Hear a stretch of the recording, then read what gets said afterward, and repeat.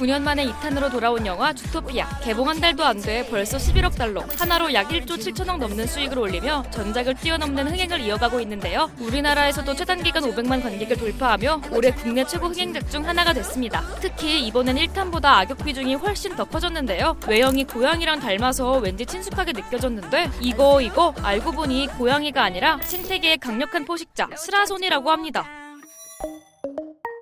주토피아라는 세계관을 설계했다고 주장하는 가문이자 주인공인 주디와 닉을 압박하는 존재로 등장하는 링슬리 가문. 사실 가문 이름부터 이 캐릭터가 고양이가 아니라 스라손이라는 힌트를 던지고 있는데요. 스라손이를 영어로 하면 링스, 그리고 링슬리 가문의 영문 표기는 이렇거든요. 특히 링슬리 가문은 스라손이 중에서도 북미에 거주하는 캐나다 스라손이라고 합니다. 근데 충분히 고양이로 헷갈릴 만도 한 게요. 스라손이 엄연히 고양이과에 속합니다. 고양이과를 크기로 나눠보면 보통 세 갈래인데요. 호랑이나 사자 같은 대형 고양이과, 그리고 고양이, 살기 속한 소형 고양이과가 있고요. 스라소니는 이 둘의 중간쯤에 위치한 종입니다. 그래서인지 볼수록 고양이처럼 새침하고 귀여운 구석이 있으면서도 어딘가는 호랑이처럼 날카롭고 용맹해 보이기도 하죠. 하지만 그렇다고 그냥 큰 고양이로 보기엔 무리가 있습니다. 캐나다 스라소니만의 확실히 다른 특징들이 따로 있거든요. 링슬리 가문은 극중 설정상 가장 추운 지역인 툰드라 타운에 거주하고 있는데요. 실제로 대부분의 스라소니는 북위 40도 이남에서는 거의 나타나지 않을 만큼 추운 지역에서 살아가는 동물입니다. 그만큼 눈에 특화된 종이기도 한데요. 눈이 못해도 20cm는 쌓였을 것 같은 눈밭 위. 사람이었다면 발이 푹푹 빠졌겠지만 캐나다 스라손이 성큼성큼 걸어갑니다. 발바닥이 되게 넓게 다 나와 있어요. 항상 눈이 있는 환경들이 주서식지가 되니까 발바닥을 넓게 해서 체중을 쭉 분산을 시키죠. 그러면 눈에 걷기가 되게 편하게 되니까. 우리도 눈이 많이 쌓인 곳을 걸을 땐 설피라는 넓적한 신발을 신기도 하잖아요. 몸무게를 최대한 넓게 분산시켜 한 지점에만 힘이 쏠리지 않게 하는 원리라 눈에 발이 덜 빠지게 되는 겁니다. 캐나다 스라소니의 넓적한 발도 바로 이 설피와 같은 원리라고 볼 수 있죠. 이런 특징을 영화에도 반영한 걸로 보이는 게 극중 캐릭터 이름 포버트인데요. 발바닥을 뜻하는 포에서 따온 이름일 거라는 해석도 나오고 있어요. 큰 발만큼 눈에 띄는 외형적 특징이 하나 더 있는데 바로 귀 위로 뾰족하게 솟은 애교털입니다. 전문적으로는 귀술이라고 부른다고 해요. 사실 여러 가지 설이 있긴 한데 귀의 그 술을 통해서 소리가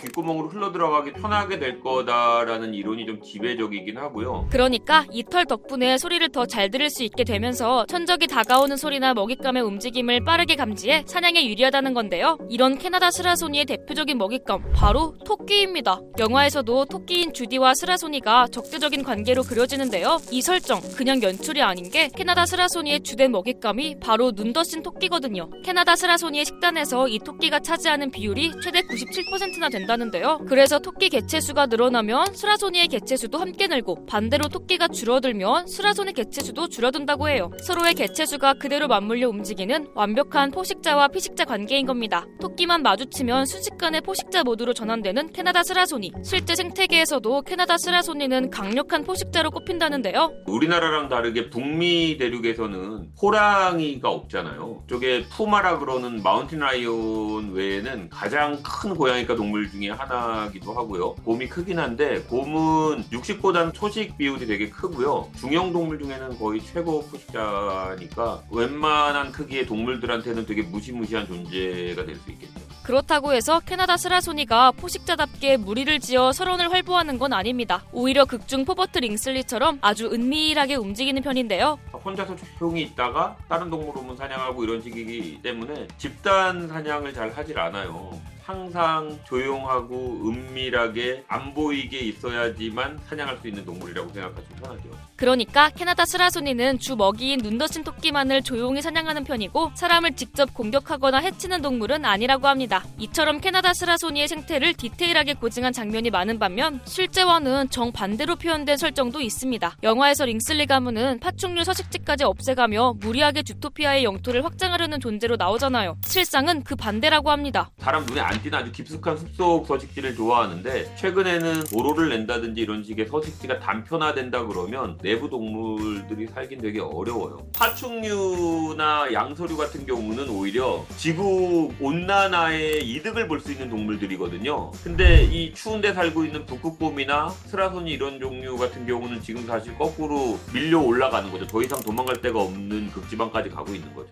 알래스카와 하와이를 제외한 미국 본토에서는 2000년부터 스라소니를 멸종위기종으로 지정해 관리하고 있습니다. 북쪽 추운 지역에 적응해 살아온 동물인데 기후변화로 지구온난화가 심해지자 피할 수 있는 공간이 사실상 거의 사라지고 있기 때문인데요. 특히 캐나다 스라소니는 설원을 돌아다니며 눈을 핥아 수분을 섭취할 정도로 눈이 있는 환경에 강하게 의존하는 동물이라 우려가 더 크다고 해요. 참, 그리고 캐나다 스라소니와 같은 종은 아니지만 우리나라에도 한반도에 살던 유라시아 스라소니가 있는데요. 우리나라에서도 이 종은 현재 멸종위기종으로 지정돼 있습니다. 1920년대까지는 스라소니를 포획하거나 목격했다는 기록이 남아있지만 1930년대 이후부터는 관련 기록이 급격히 사라졌고요. 2005년 4월 생태계 복원과 종 보존을 목적으로 남북 간 동물 교환이 이뤄진 적도 있었는데요. 이때 북한에서 남한으로 스라소니 3마리가 들어오긴 했지만 모두 자연사했고요. 현재 우리나라에는 청주동물원을 비롯한 여러 동물원에서 약 10마리 안팎의 스라소니가 보전, 관리되고 있는 것으로 알려져 있습니다. 한반도 전체를 기준으로 보면 백두산 인근이나 함경산맥 일대에 아주 소수의 개체가 남아있을 가능성이 제기되고 있죠. 영화에 등장한 캐나다 스라소니를 포함해 전 세계에 알려진 스라소니는 모두 4개 종인데요. 이 가운데 여러 종이 지역별로 멸종위기 또는 개체 감소 문제를 겪고 있습니다. 영화를 보며 악역이라 괜히 미운 마음이 들기도 했는데 이런 이야기를 알고 나니 조금은 다르게 보이기도 하죠. 우리가 잘 몰랐던 캐나다 스라소니, 그들의 이야기가 곳곳에 담긴 주토피아2는 다들 보셨나요? 어떤 부분이 가장 재밌었는지 댓글로 공유해주세요.